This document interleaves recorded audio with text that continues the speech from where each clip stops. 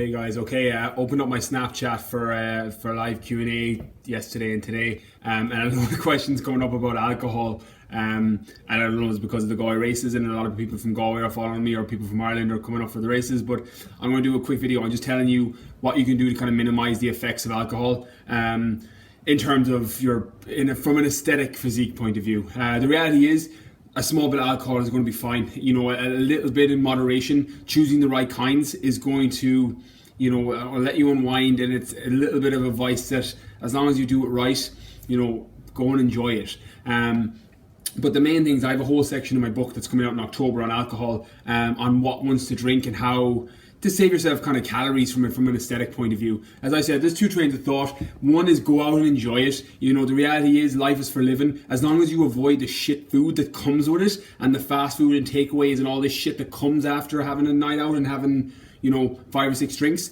you're probably going to be okay. It's that food, there's no rationale for it. You're going to fuck up your physique by having it, and you're probably going to fuck up your health as well. Then on the flip side of it is there are things you can do to minimize the effects that alcohol is going to have on you. So one is obviously choosing the right thing to drink. So I got this like 4 times on a Snapchat yesterday, was which is the best one to drink.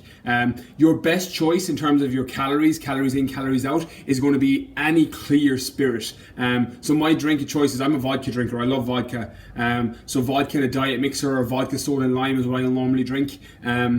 Is one of the best things you can do. The calories, I think it's 64 calories per shot. A pint has got about 300 calories per shot. So it doesn't take, you don't need to be a mathematician to work out the amount of clear liquid that you can have shots of vodka and drinks over, pints of beer. The only thing is you'll drink them quicker. So the key is just to drink them slowly, obviously. So in terms of choosing the right drink, that's really important. Light beers also are about half the calories. So if you're worried about calories in, calories out, just choose a light beer or a light cider. Bud Light, Bulmers Light, Coors Light, these drinks are all about half the calories of their normal equivalent, and they don't taste that awfully different. Particularly the Bulmers Light and Cider Light are just less sugar, so they don't make a fuck of your teeth either. So that's it. Choose the right drinks first. After that, as I said, the number one thing, and this is in my plans, my actual second phase at my top 50 group, my second phase that I've moved in, are into kind of like a life balance phase, which is talking about how to incorporate, nights out and things like that, while kind of training it off on the other side. And it's an important part of life. Like, the reality is you need to be able to go out and socialize, you need to be able to go out and do these things.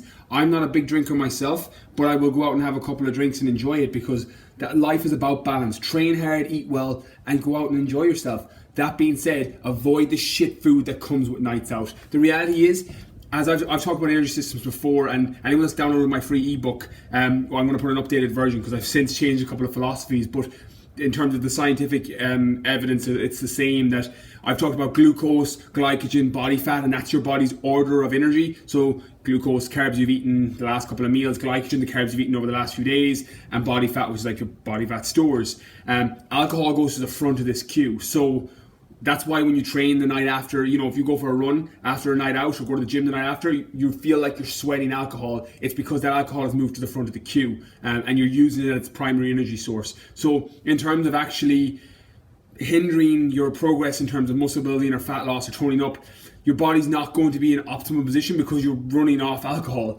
It's the same as like putting water into your car and expecting it to mix in there with petrol or diesel. Your car's gonna be like, fuck, I'm not gonna run very well on this, and it won't get very far. And that's how your body is. You can work and it'll be fine, but you have a shit energy source.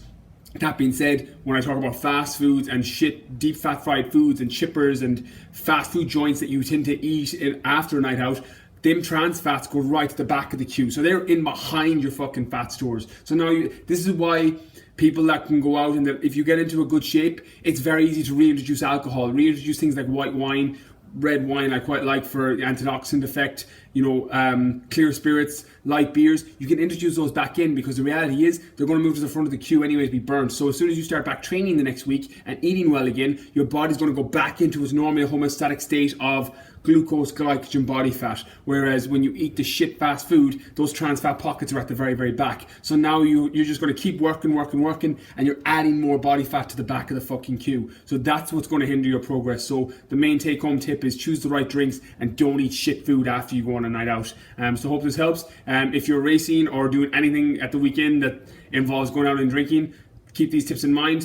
So I hope it helps. Please like and share the page, and I will be replying to comments for the next 24 hours.